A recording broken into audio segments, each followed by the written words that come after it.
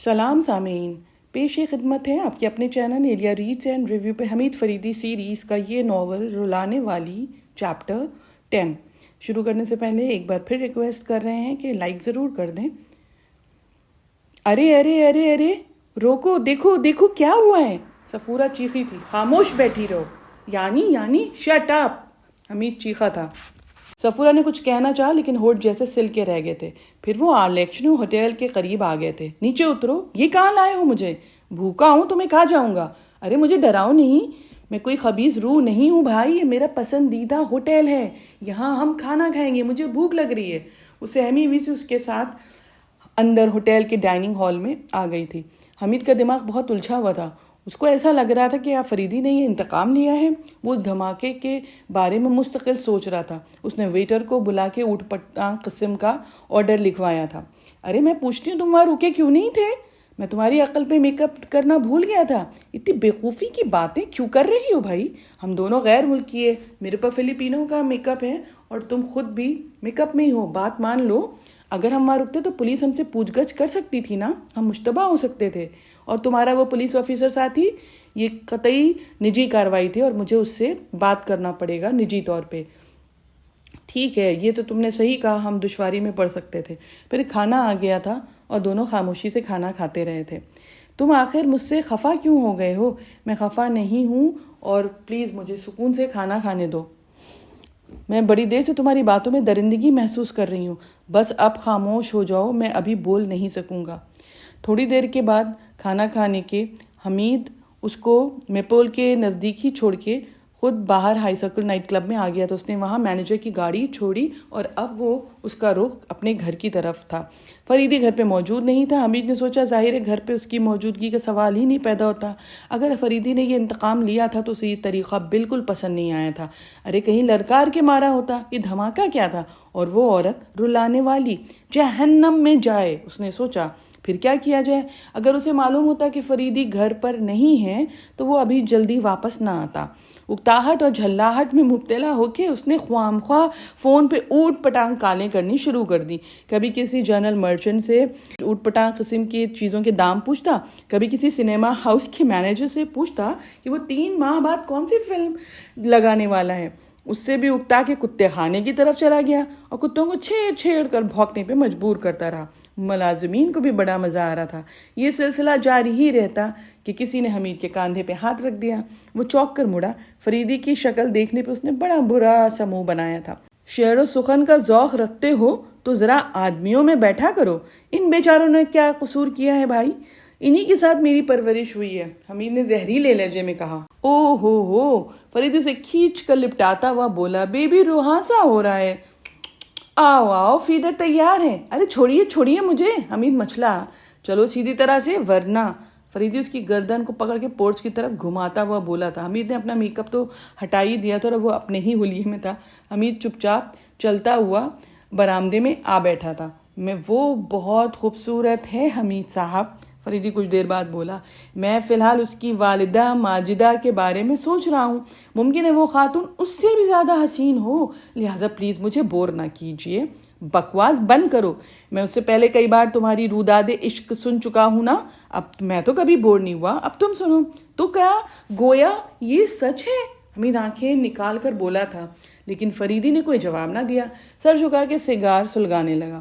حمید ایک پل کے لیے رکا، پھر بولا، یا تو اتنا اجتناب یا پھر ساری منزلیں آپ نے ایک ساتھ طے کر ڈالی، یعنی نہ صرف عشق بلکہ رقابت بھی۔ خدا کی پناہ، بڑی شان والا ہے تو مولا پاک پروردگار، چاہے تو گھوڑے کو بھی لاطینی بولنے پہ مجبور کر دے۔ فریدی نے طویل سانس لی اور مسکرا کے حمید کی آنکھوں میں دیکھنے لگا۔ آپ نے مجھے سخت مایوس کیا ہے، حمید خشک لہجے میں بولا۔ بھلا وہ کیسے فرزند؟ وہ شخص جو کل تک قانون کا محافظ تھا آج ایک عورت کے لیے قانون شکن بن بیٹھا۔ میں نہیں سمجھا، آپ نے جوش انتقام میں یہ بھی نہیں سوچا کہ آپ کی منظور نظر بھی اسی گاڑی میں ہوگی؟ کیا آپ بک رہے ہو؟ صاف صاف کہو۔ آپ نے ان کی گاڑی کی ڈکی میں غالباً ٹائم بم رکھوایا تھا؟ تم تعاقب کر رہے تھے؟ جی ہاں، اور میں نے ہائی سرکل میں آپ دونوں کو خونخوار قسم کے موڈ میں بھی دیکھا تھا۔ یہ دھماکہ کس جگہ ہوا تھا حمید صاحب؟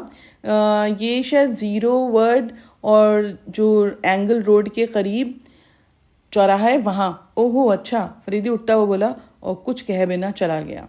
हमीद बैठा वहीं चेयर पे झूमता रहा, पाइप पीता रहा।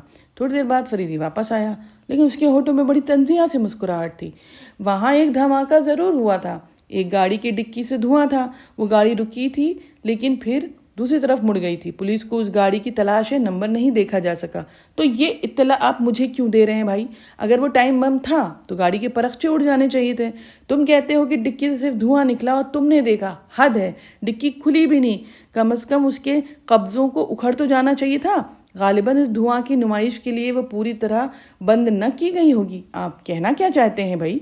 आजकल मैं नहीं जानता कि मैं क्या कहना चाहता हूँ, फरीदी ने उसे चिढ़ाने वाले अंदाज में कहा था।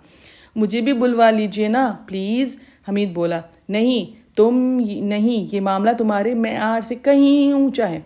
ओहो, लेकिन आपको मालूम होना चाहिए कि मैंने वो बला महज आपकी वजह से गले लगाई है। आज शाम उसने पूरी यकीन के साथ अपने पिछले बयान की तायीद की है। ये वही औरत है जो शिकागो में रुलाने वाली कहलाती है। फरीदी कुछ ना बोला और हमीद उसे घूरता रहा।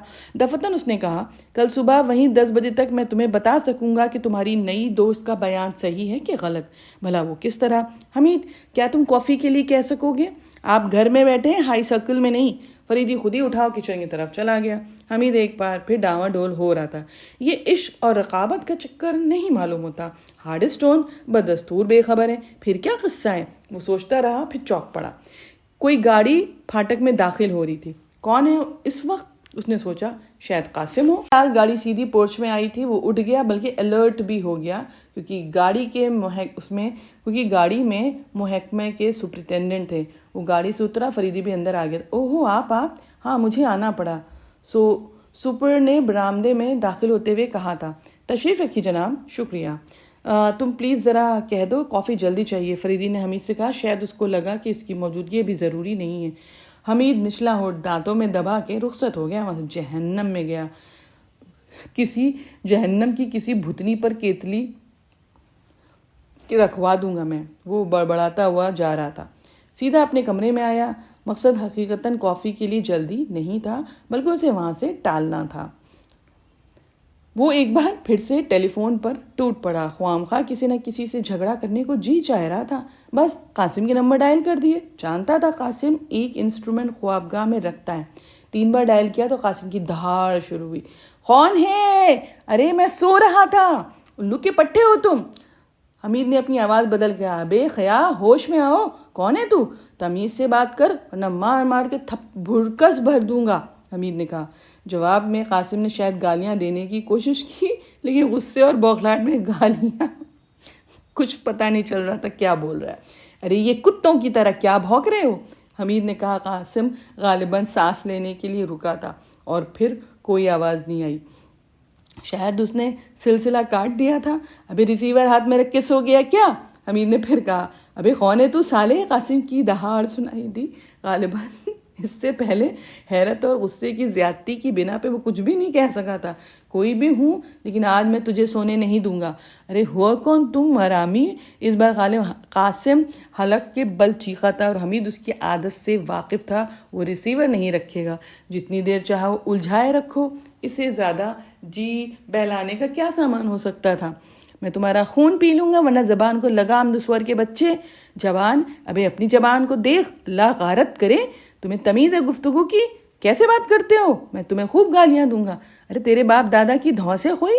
कासिम की धाड़ फिर सुनाई दी। सिर्फ मैं ही काफ़ी हूँ तुम्हारे लिए? बाप दादा को क्यों तकलीफ़ देते हो? बहुत जल्दी मर जाओगे तुम। 2 माह बाद फिर जी जलाने क्यों जगाया है मुझे? अब तो रोज़ जगाऊंगा मुर्गी। अब तो मैं रोज़ जगाऊंगा मुर्गी के। अबे अबे अबे अबे, ये क्या गाली होती है? मुर्गी के। गालिबन कासिम की ज़हनी रो बहक गई थी। तुर्की में तो यही ज़बान चलती है और यही गाली होती है। चलती होगी साली, मगर मैं एक लड़की हूँ, आवाज़ बदल सकती हूँ। नहीं? हाँ प्यारे। इस बार हमीद ने बारीक सी नुस्वानी आवाज़ निकाली और जवाब में दूसरी तरफ कासिम की ही शुरू हो गई। तुम मुझे गालियाँ क्यों दे रही थी? मोहब्बत में प्यारे, चिढ़ाने के लिए। तो आओ, आज भारी करने की क़यामत ज़रूरी है।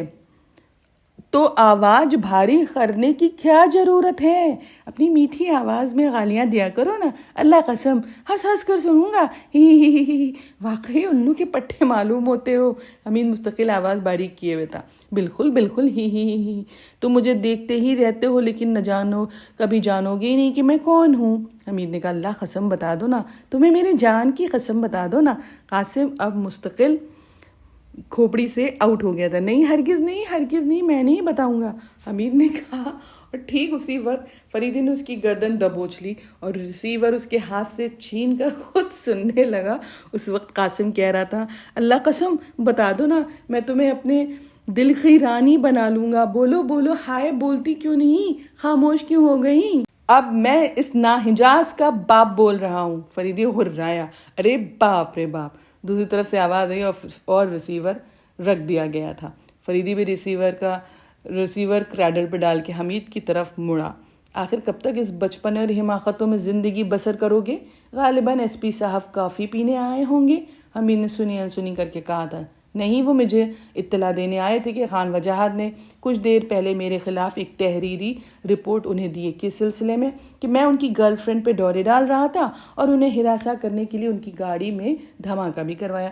ثبوت کیا ہے اس کا؟ کل رات نیاگرا میں کچھ آدمیوں نے دیکھا تھا کہ وہ اپنی گرل فرینڈ کو میرے پاس سے گھسیٹ کے لے گیا تھا، اور آج شام کو تمہاری طرح کچھ اور لوگوں نے بھی ہائی سرکل نائٹ کلب میں مجھے اور اسے خونخوار نظروں سے ایک دوسرے کو گھورتے ہوئے پایا تھا۔ ارے باپ رے، تو کیا ان گواہوں کے نام بھی رپورٹ میں ہیں؟ اوہو، اس کے بغیر تو وہ رپورٹ کوئی وقت ہی نہیں رکھتی ہے، لہذا تو مجھے بتائیے چکر کیا ہے، کل بتاؤں گا، اس سے پہلے نہیں۔ حمید کچھ کہنے والا تھا، کسی نے اس کا بیڈ روم کا دروازہ کھٹکھٹایا۔ کون ہے؟ آ جاؤ۔ ایک ملازم اندر آئے۔ کیا بات ہے؟ ڈائننگ روم میں ایک صاحبہ ہیں، کون ہے؟ پتہ نہیں، انگریزی فراٹے سے بولتی ہیں، کوئی انگریز ہیں۔ حمید جو فریدی سے پہلے دروازے قریب پہنچ چکا تھا بولا، مجھے پوچھ رہی تھی؟ پھر وہ ڈرائنگ روم میں آیا، لیکن اندر آتے ہی اسے بریک لگ گئے، وہ جہاں تھا وہیں رہ گیا تھا۔ اس خوبصورت سی داستان کو اگلے دن کنٹینیو کرتے ہیں۔ آپ سے گزارش ہے کہ ہر آلٹرنیٹ ڈیز پہ شام کے 5 بجے یا پھر 10 بجے ویڈیو اپلوڈ ہو جائے گا، آپ چیک کر لیجئے۔ اور اگر آپ ابن صفی صاحب کے فین ہیں، خاص طور سے کرنل فریدی کے فین ہیں میری طرح، تو پلیز ہمارے ویڈیو کو ایک لائک دے دیں، 1 سیکنڈ بھی نہیں لگتا۔ شکریہ۔